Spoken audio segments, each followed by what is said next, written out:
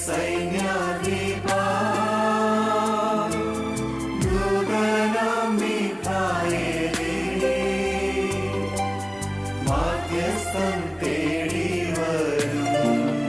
സ്നേഹമുള്ളവരെ, ഒരു തപസ് കാലത്തിലേക്ക്, ഒരു നോമ്പ് കാലത്തിലേക്ക് നമ്മൾ പ്രവേശിച്ചിരിക്കുകയാണ്.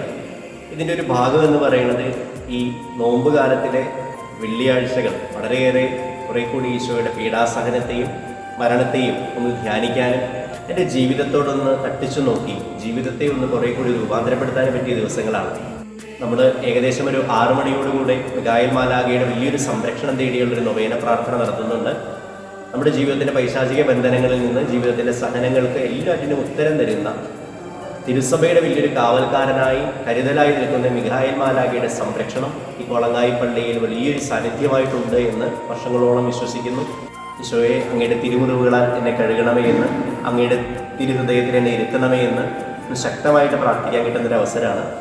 അതിനുവേണ്ടി 6 മണിക്ക് വിശുദ്ധ മിഖായേൽ മാലാഖയുടെ നൊവേനയും, അതേ തുടർന്ന് വിശുദ്ധ കുർബാനയും, അതേ തുടർന്ന് വിശുദ്ധ കുരിശിൻ്റെ വഴിയും, അതിനുശേഷം കുരിശ് വഹിച്ചുകൊണ്ട് പള്ളിക്ക് ചുറ്റുമുള്ള ഒരു വ്യാസാഗര പ്രാർത്ഥനയും, വിശുദ്ധ കുരിശിൻ്റെ വലിയൊരു സംരക്ഷണം നേടാൻ ഏറ്റവും അവസാനം ഒരു ദണ്ഡവിമോചനത്തിൻ്റെ ഒരു ആശീർവാദം നമ്മുടെ പരിശുദ്ധ പിതാവിൻ്റെ നിയോഗാർത്ഥം സ്വർഗസ്ഥനായ നന്മ നിറഞ്ഞ മറിയം ഒരു ത്രിത്വസ്തുതിയും ചൊല്ലി ആശീർവാദം നമ്മൾ സ്വീകരിച്ച് നമ്മുടെ ജീവിതത്തെ കുറെ കൂടി വിശുദ്ധീകരിക്കുകയാണ്.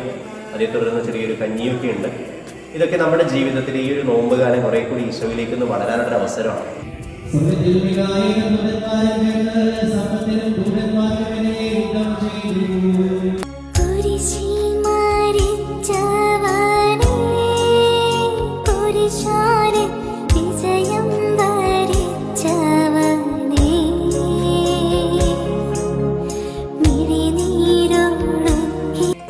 സാധിക്കുന്ന എല്ലാവരും വിശുദ്ധ കുർബാനയിലും വിശുദ്ധ കുരിശിൻ്റെ വഴിയിലും ഈ മാലാഖയോടുള്ള നൊവേനയിലൊക്കെ ഒന്ന് പ്രാർത്ഥിച്ച് കുറച്ചുകൂടി ഈശോയിലേക്ക് നമുക്ക് വളരാം. അങ്ങനെ വളർന്ന് കുറച്ചുകൂടി അഭിഷേകമുള്ള മക്കളായി ഓശാനയിലേക്കും തുടർന്ന് ഈസ്റ്ററിലേക്കൊക്കെ ഒന്ന് പ്രവേശിക്കാൻ കഴിയട്ടെ എന്ന ആശംസയാണ് ഈ ദിവസങ്ങളിൽ നിങ്ങൾ എല്ലാവരെയും സ്നേഹത്തോടെ കൊളങ്ങായിലെ വിശുദ്ധ മിഖായേൽ മാലാഖയുടെ പള്ളിയിലേക്ക് സ്വാഗതം ചെയ്യുന്നു.